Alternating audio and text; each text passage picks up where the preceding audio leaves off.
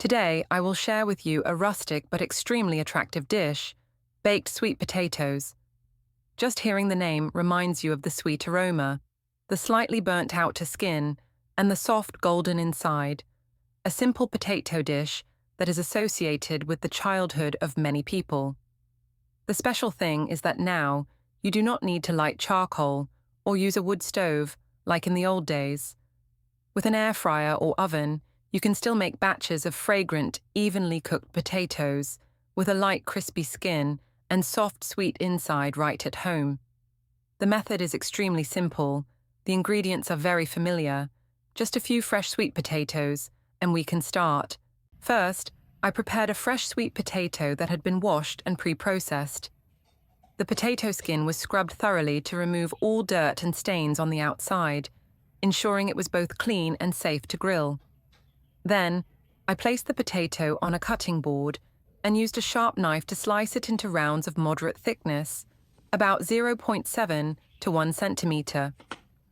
When slicing, I tried to keep the slices even so that when grilled, they would cook at the same time and have a beautiful golden color. The freshly cut slices still retained their natural moisture. The potato flesh had a bright orange-yellow color and a characteristic light aroma. Just slicing it already sounded appealing. After slicing the potatoes into even round slices, I put them all in a large bowl to mix the spices. This step helps the potatoes absorb the flavor evenly. When baked, they will be golden and crispy on the outside, but still soft and sweet on the inside. Next, I add the spices in one by one.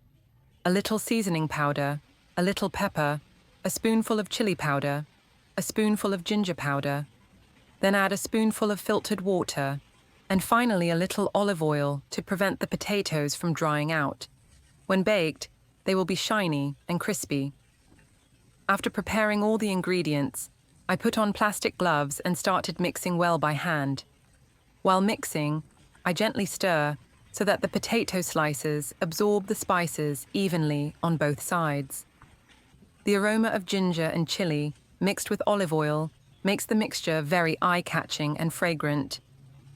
I mix thoroughly for about 1 to 2 minutes until each potato slice is evenly covered with a thin layer of spices.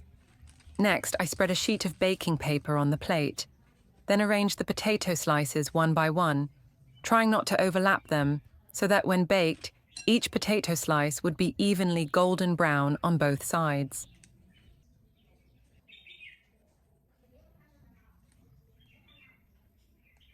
Once arranged, I place the potato plate in the air fryer, set the temperature to 160 degrees Celsius and time for 20 minutes. While the potatoes are baking in the air fryer, we will take the opportunity to make the accompanying sauce. This is the secret to making the potatoes more fragrant, fatty, and attractive. First, I put some cheese in the blender. This is the ingredient that creates the fat and characteristic aroma for the sauce. Next, I add a few walnuts to increase the richness and give the sauce a naturally light texture. Then, I prepare 2 cloves of garlic, finely chop them and put them in the blender. The garlic will help to bring out the aroma and highlight the cheese flavor.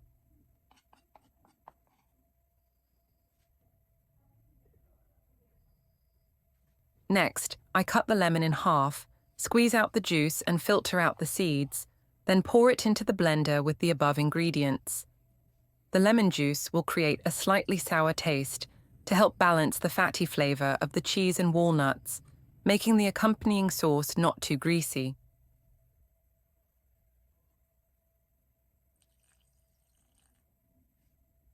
Now, I use a hand blender to puree the mixture, blending until the mixture turns light yellow, smooth, and has a light aroma.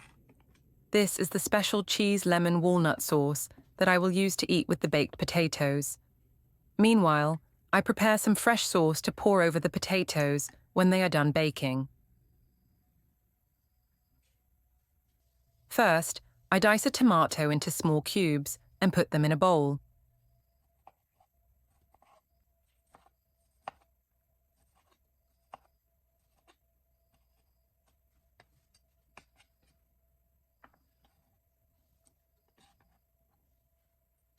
Next, I dice a green bell pepper, also cut into small cubes to match the tomatoes, and put them in the same bowl.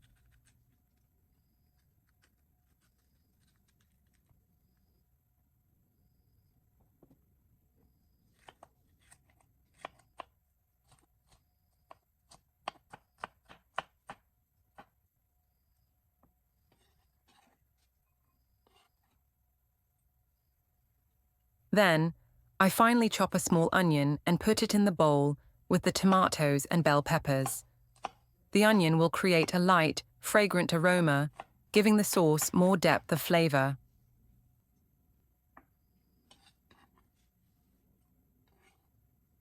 Finally, I add spices, a little seasoning powder, a little pepper to bring out the aroma, and 3 tablespoons of unsweetened yogurt to create a smooth, slightly sour, and refreshing consistency. I use a spoon to mix the mixture well until all the ingredients are combined. The colors become vibrant, red from the tomato, green from the bell pepper, and creamy yellow from the yogurt. When I returned, the potatoes in the fryer were evenly golden brown. The characteristic sweet aroma of sweet potatoes mixed with the scent of spices made the kitchen very cozy. I gently took the plate of potatoes out. At this time, the surface of the potatoes was slightly crispy. The edges were slightly golden brown. The inside still retained its natural softness. Just looking at it was already attractive. Before placing the potatoes on the plate, I prepared the base decoration with cheese sauce. I poured a thin layer of cheese, lemon, walnut sauce on the bottom of the plate, then used a spoon to spread it evenly around, creating a smooth, pale yellow and slightly shiny base layer.